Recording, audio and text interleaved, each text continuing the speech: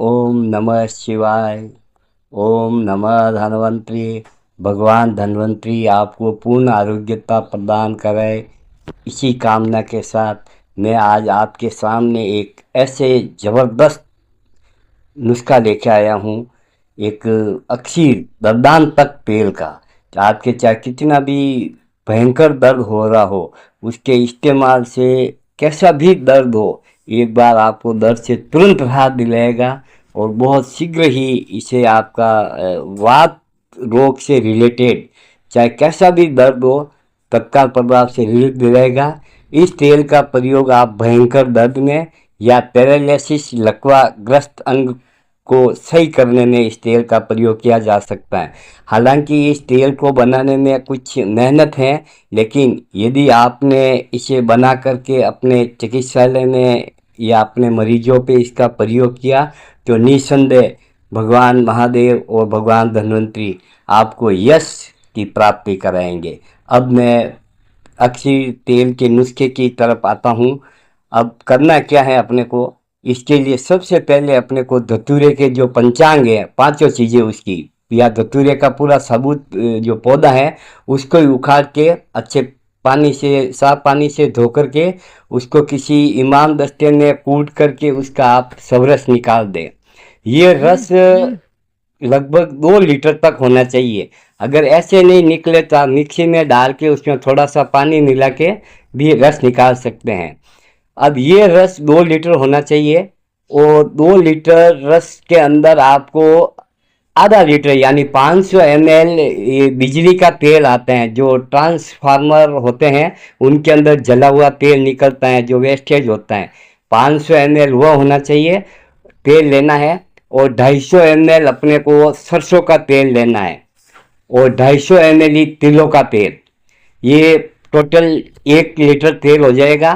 फिर इस तेल को क्या करना है कि अपने जो 1 लीटर जो अपने धतूरे का जो पंचांग का रस निकाला है उसे आप किसी बड़े बर्तन में डाल दें और उसको गर्म होने दें। जैसे ही उसमें एक उबाल आ जाए तब आप उसमें वो डाल दें, तेल डाल दें, ये तीनों तेल। एक बात ध्यान रखना, बर्तन इससे कम से कम 20 गुना बड़ा होना चाहिए जितना समान हो, अन्यथा ये तेल उफन करके बाहर आ जाता है। तो ये सब करने के बाद में इसको बिल्कुल मंद आंच पे इसको धीरे धीरे धीरे पकाए और सावधानी रखे कि ये तेल उफन करके बाहर नहीं आए, अन्यथा आग लगने का भय रहता है। अतः इसका प्रयोग आप सावधानी से करें। जब पूरा ये धतूरे के पंचांग का जो रस है ये पूरा खत्म हो जाए और वाष्प निकलना बंद हो जाए, फिर आप पानी का छींटा देके देखो कि भी अब ये तेल ही बचा है। उस समय उसको निकाल के आप किसी लोहे की कढ़ाई में डाल दें। लोहे की कढ़ाई में डालने के बाद में आप उस तेल को खूब गर्म होने दें।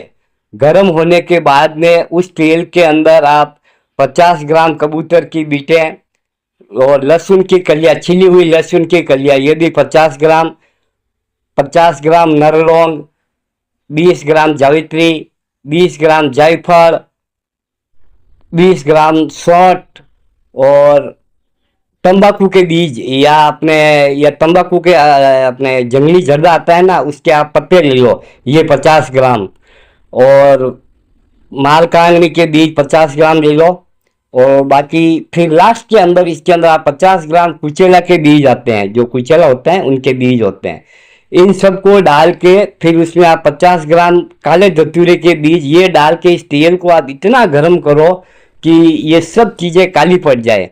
और जब ये काली पड़ जाए तो इसको आप अपने छलनी से या किसी कपड़े में डाल करके इसको छान लो और जो कचरा है उसको बाहर फेंक दो।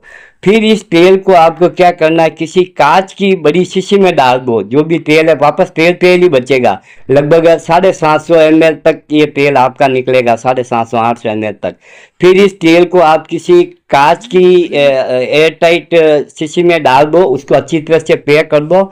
और गौशाला में जहाँ गायें बनती हैं, जो वहाँ पे गोबर मल मूत्र वगैरह करती हैं, उस स्थान पे जाके एक 3-4 फुट का गहरा खड्डा खोदें और उस खड्डे के अंदर उस बोतल को डाल दें आप।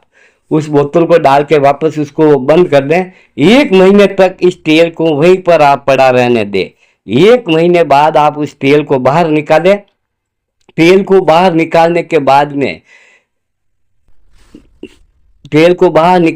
बाद में उस तेल की आप कैसा भी वायु का रोग है, वात रोग है, पैरालिसिस है या अंगों में निशक्तता आ गई है, इस तेल की आप नियमित रूप से मसाज करें और मसाज करने के बाद में उसके ऊपर आप कोई ऊनी कपड़ा वगैरह लपेट दें और ठंडा पानी नहीं लगने दें। उस तेल को लगाने के बाद में आप उसे गर्म पानी से ही धोएं।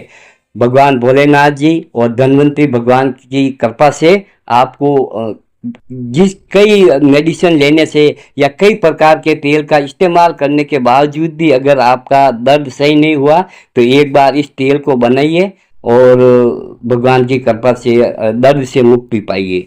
और ये तेल वरदानतक तेल नाम से हमारे यहाँ बना बनाया भी मिलता है, यदि आप चाहो तो मंगा सकते हो। ओम नमः शिवाय।